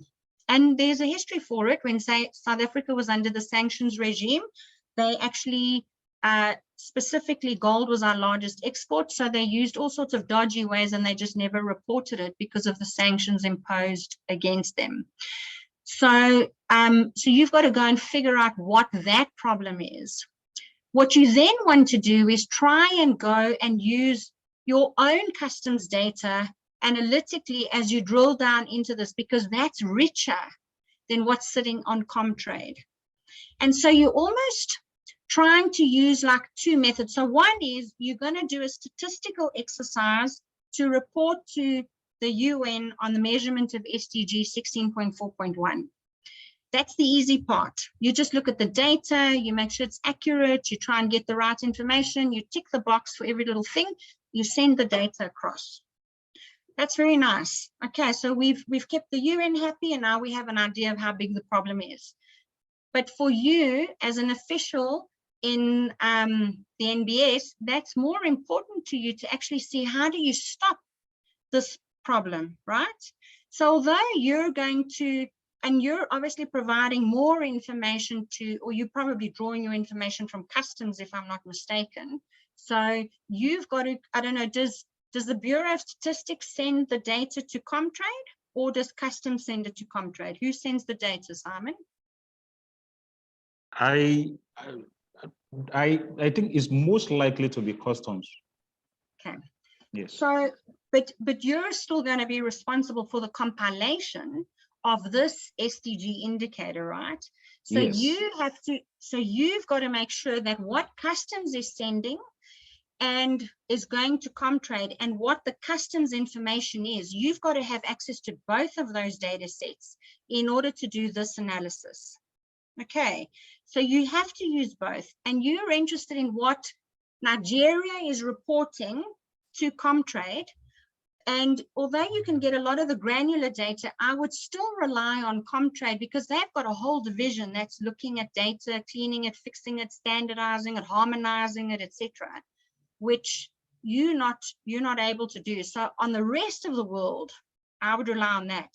But I would still look at what your data says about your trade to the rest of the world, because that's what this block is here, right? This is raw data. Is that clear? So that's on your first question. I would still rely on the international data. I wouldn't throw it away. I would start there.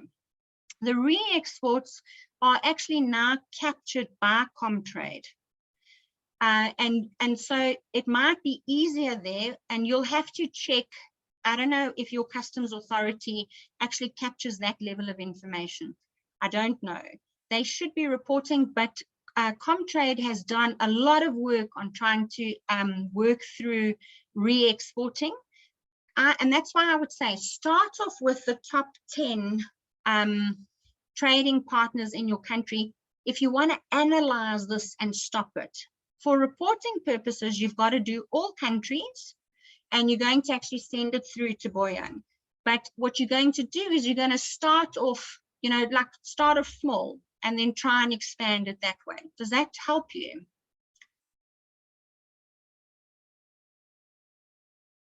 Yes. Cool. Okay. Yeah. So coming to this particular sheet, this is actually just reading the information which is sitting in your previous sheet over here, the little yellow blocks, bright yellow blocks. So it's just reading off this information here where you actually were doing your conversions, right? So that's just this here. And you've got your total trade misinvoicing. So we've actually figured out what the full number is, but now you want to break it down into inflows and outflows from export under invoicing, import over invoicing, by partner country, and by yourself. And so then what you're going to do is you're going to apply these. I've put the formula in for you, but try and see if you can do it yourself. And then all of this will automatically calculate for you, and try and see if you can figure out if you had to do this on your own without the formulas, would you get the same result? So that's basically what your task is. It's to actually play with this. You can maybe make it simple for yourself and just, am I going too fast, Susan? Too fast for the interpreters or too fast on the methodology? Susan? Methodology. Okay. So all I've said here, so remember, this is just what Boyan has put in for you. This is just export, and just read the thing at the top. It'll actually tell you. This is export under invoicing by South Africa. So it's an outflow. Okay. Then you've actually got, import over invoicing by South Africa. This is tax evasion. It's quite clear.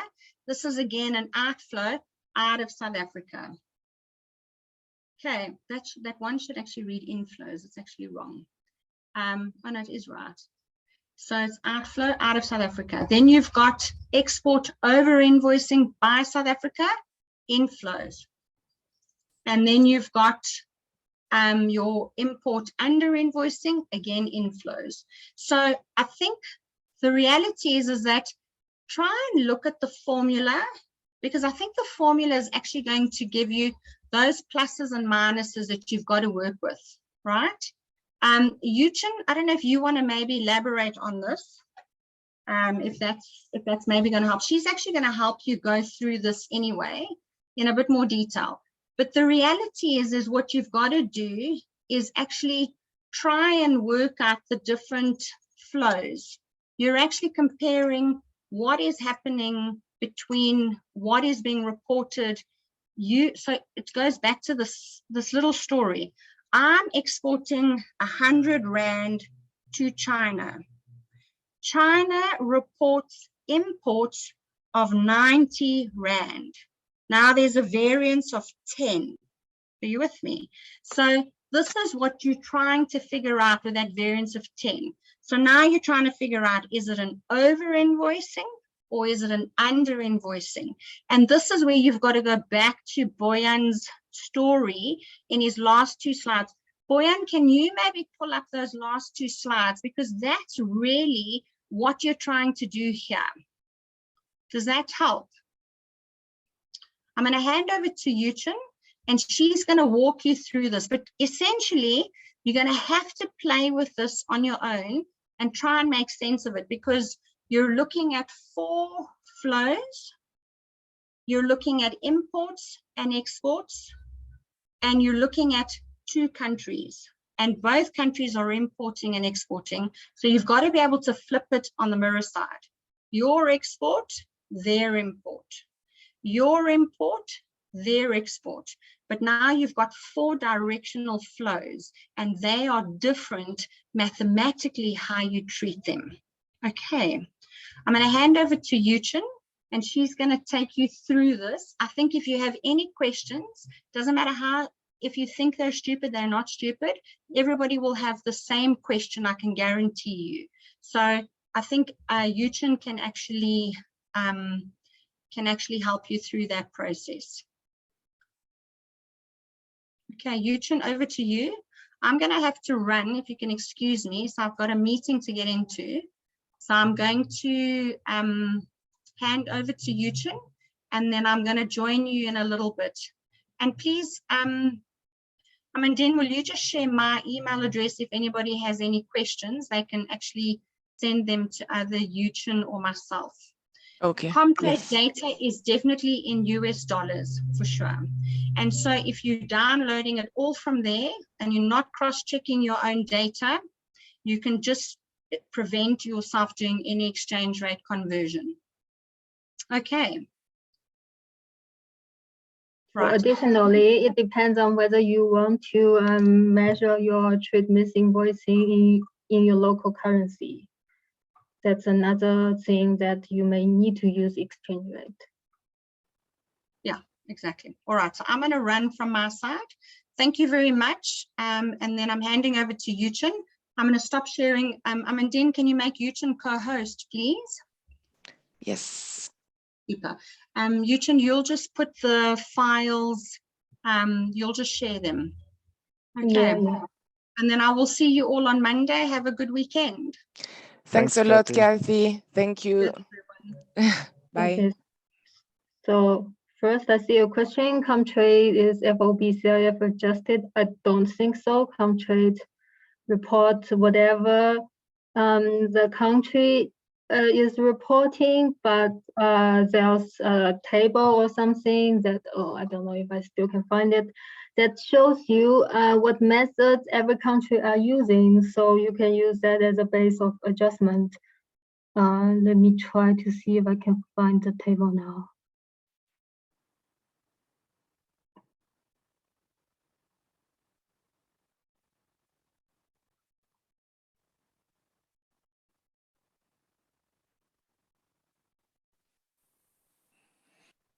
Yuchen, can I have a question just in the meantime, before you pull this up? So the plan currently right now today is that you will walk us through that file a little bit, and then everybody will be kind of let go and left to work on their own. And then if we have questions in the coming hours, days, we get back with specific questions. Okay, so I'm just trying to think. So we have interpreters, I think, for another 20 minutes or so. Okay. And I also think that participants may want to, may have other obligations or may they have to finish or something. Do you think 20-ish minutes would be? I will just walk through the order of where to fill in, then they can do it on their own. Perfect. Thank you. Please go ahead. Okay, so you can see my screen, I suppose. Yes.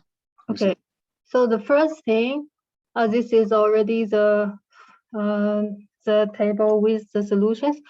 So the first thing you need to do is, of course, download trade data from both sides, both your country and the partner country. And what we do here is we put the partner country here, and we put what South African reports here, and they are not very, so you can see that data quality is not exactly the same. For example, South Africa apparently have more data than the data reported by partner country. That may cause a bit issue. Not all the data, the country pairs can be used, but it's okay. Then when you download data, of course, the first thing you can do is you can go to UNCTAD website. Should I put it here?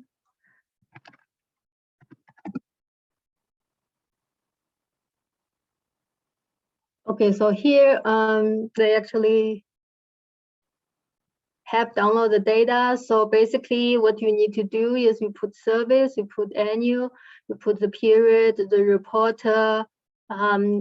So first, of course, if you completely use country data, the reporter is your country and the partner is every other country. And for the other way around, you need to put every other country as a reporter and your country as a partner. And trade flow, they have it. You have import and export. Here we don't consider re-import and re-export. And here you can see that, so they have all the address digit levels. So, for example, you can put here. So this is a more recent HS code. You can also select all the levels like HS1 or 2, I think. Yes, so you can see that here there's 0, 1 live animals. So this is a kind of detail of data you can get, then you just click get data and you will get everything. Okay, I don't know what's going on.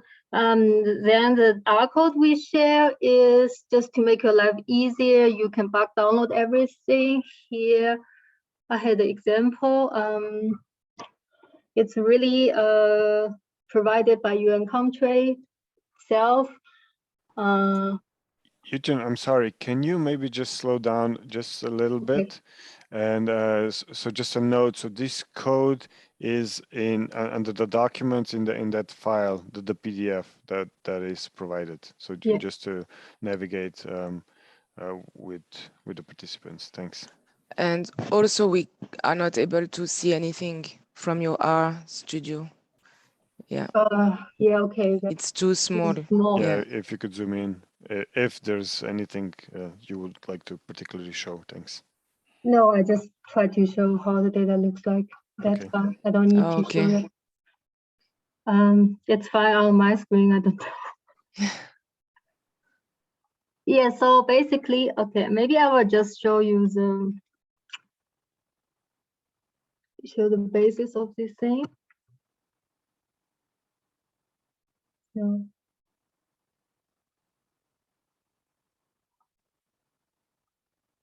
Okay, that's fine. So basically, you can access data from R and from Stata as well, and from Python as well, because Comtrade has an API which makes your downloading a bit easier and more automated. So after you download data for every country pair from 2 directions, remember we need to download South Africa as reporting country with another partner country, and the partner country as the reporting country with South Africa as the partner country. We have to download the same record, mirror data twice. So we first fill in these 2 columns and these 2 columns for the specific product 99. And here what we do is we do adjust exchange rate. This is useful, for example, if here what your country reports in trade data is in your local currency, then you have to adjust the Comtrade data, which is in US dollars, into your local currency. This is another thing you need to do. Otherwise, you can completely ignore, or if you want to measure at your local currency level, you can also do the adjustment. Then, then after the exchange rate adjustment, we have another 4 columns. Then what you need to do is just to adjust for the FOB CIF thing. Every product would have its own adjustment. So here for product 99, we put 1.05 just because South Africa report FOB, which requires less adjustment. So what we do here is we divide the import data by this conversion factor. Afterwards, what we do here, so we also have these columns of trade asymmetry without conversion, and here it's simply what you report, the difference between what you report and what your partner report for the same mirror trade transaction category in that year. And here for the trade mispricing after the transaction, you can use the adjusted data. after the transaction, instead of the original data where you put downloaded here or after exchange rate here. So this is just to give you an idea of the conversion factor and how it makes a difference. And I think basically you just need to fill in these columns. And then in the final result part, of course, you can make the table a little nicer. And so here we have 4 things. So we have import over invoicing, import under invoicing, export over invoicing, export under invoicing. Then the next thing you, of course, need to figure out what is the outflow and what is the inflow. So the outflow out of the country include export under invoicing and import over invoicing, and the inflows into the country have export over invoicing and import under invoicing. So usually you are more, you care more about the outflow. So here is a more important issue. Of course, you can also calculate the net effect and the gross effect. You calculate the gross effect in the way that outflows and inflows cancel each other out. You calculate the gross if sometimes you calculate the gross effect because both inflows and outflows are illicit flows. So these are not, you cannot really cancel each other out, just like other social impact, for example. So this is basically it. And if you want to adjust for other factors, you just add them here. So here, what adjustment we have from the original data we have from Comtrade is first exchange rate. Then we adjust for here we have conversion factor for CIF FOB, and whatever you need to adjust, you can add on here and then calculate the difference after adjustment as misinvoicing value. And I think I'm done. That's all.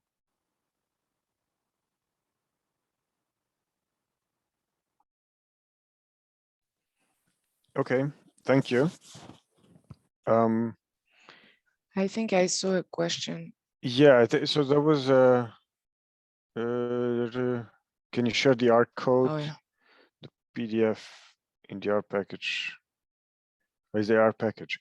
Okay, so yeah, Yuchen, that is a question to you. So the R code that you have used, can you share that code? So this is not the one in the PDF? Yeah, just my code is a bit more complicated than the one. So my code also adds on to the aggregation of data, blah, blah, blah. So I can share the code, but I don't know if you need that. Okay, so I think so Anastasia has her hand up, so maybe she can just come in. Please go ahead. Yeah, I'm trying to use the code. I'm trying to use the Comtrade package right now on the R to get the data. I was just wondering about the particular specifications for the for the goods that you were used, not the totals, but the goods. So I just wanted to see how you wrote the code for particular goods. That's all I need. Oh, so for particular goods. Yeah, can you show that? I will just copy. Mine is a bit, 1 second. Mine is a bit more, so I basically literally download everything. So every code, I don't, why I cannot. So I'm trying to do that. No, I can share it, don't worry. But what I did is I asked for all. Okay. So I specify the classification code, and so I set, I think I set to all. So right. CC, so the classification code CC, I set to all. I think you can also type 0102 or something, but I did everything at the same time. All right.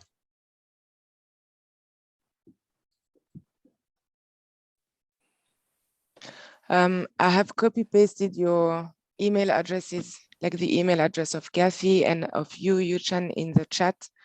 If anyone has specific questions on how to use the material, you can send them an email as well after this session.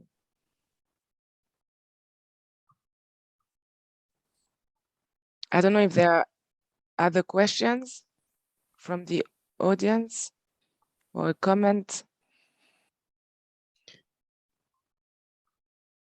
It doesn't seem so. I think, when we start actually going through the file and the exercise, whenever, people get to do it in terms of time, I think then they may be additional questions. So maybe they can just get back to either to us directly, so Amandine or myself, or directly to Kathy and Yuchen, and then we can sort those things up.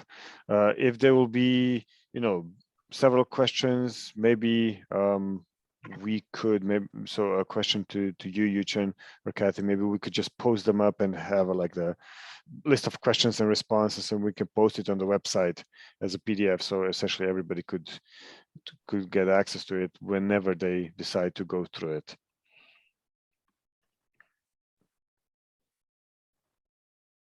Okay. So I see, Anastasia, you still have your hand up.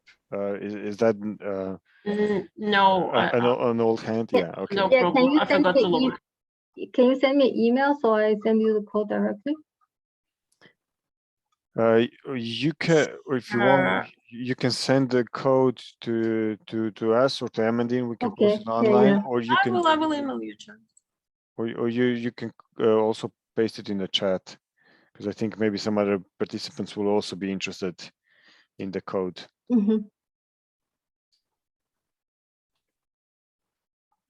Okay. I cannot copy the chat, so. Oh, okay. Okay, you can share them with us, and then we'll send them to the participants. Yeah. We have a list of registered participants.